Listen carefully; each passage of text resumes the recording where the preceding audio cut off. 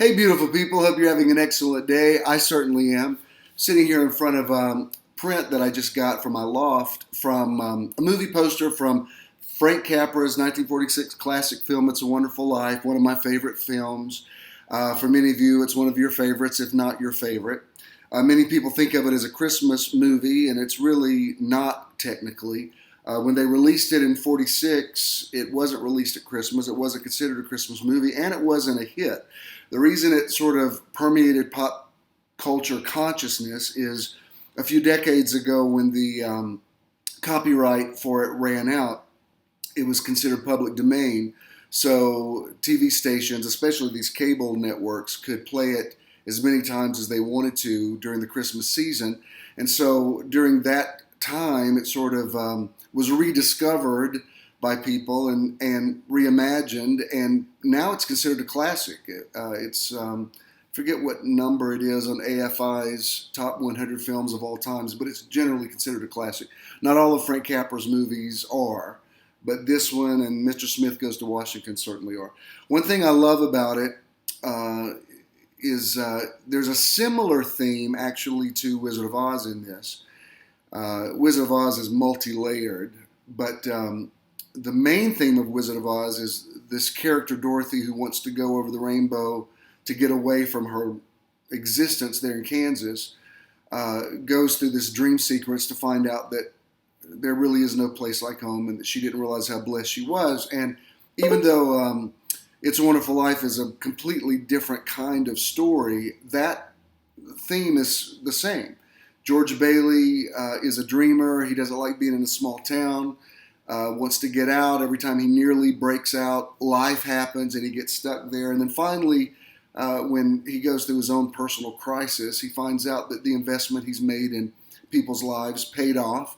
And the angel Clarence, to get his wings, comes and shows him what life would have been like without him, and makes him understand that he really does have a wonderful life. And, he goes back into the house and he rediscovers or realizes actually for the first time how beautiful that house is. And it just makes me happy when I look at this, seeing the image of Jimmy Stewart lifting up Donna Reed in excitement and looking at her. Every time I see those words, they just resonate with me, even though it's not just about the movie.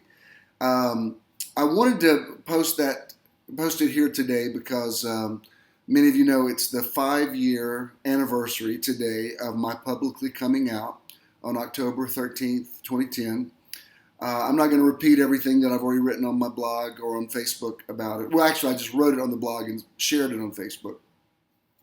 But I have had a happy ending to a turbulent time in my life, and don't make any apology about talking about it. Jesus said, "Let your light so shine before men that they may see your good works and glorify your Father who's in heaven." And even though it nearly seems incomprehensible to me that half a decade has passed, I was telling someone earlier today on the phone, I said, I nearly feel like Rip Van Winkle. Like I woke up and said, really? That was 5 years? Man, where did they go? The good news is they ended up really, really happy. I'm happy. I'm blessed. I'm successful. I'm in the ministry.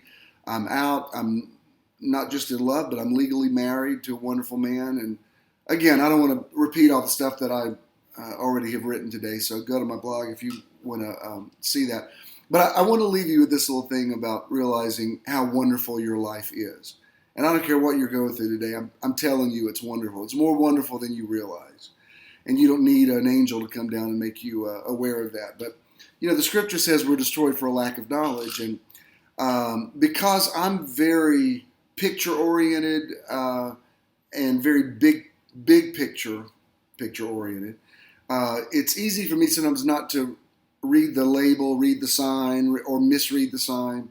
I'm so much about the letter kills that sometimes I just avoid the letter altogether.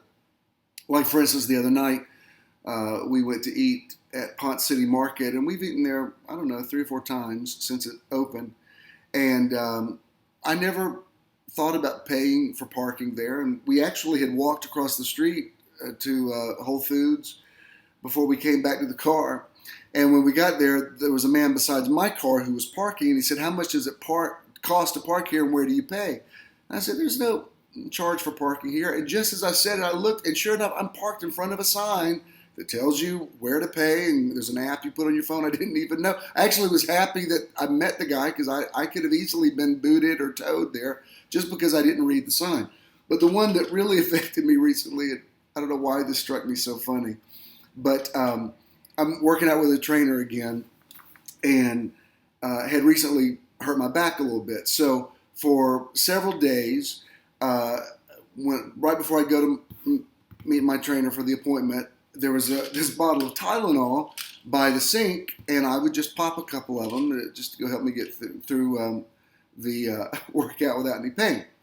Well, I was noticing that I just was so low on energy and the stuff he was telling me to do. I said, "Man, I don't know what is going on with me, but I cannot get through this workout. I feel like I want to lay down on this floor and go to sleep."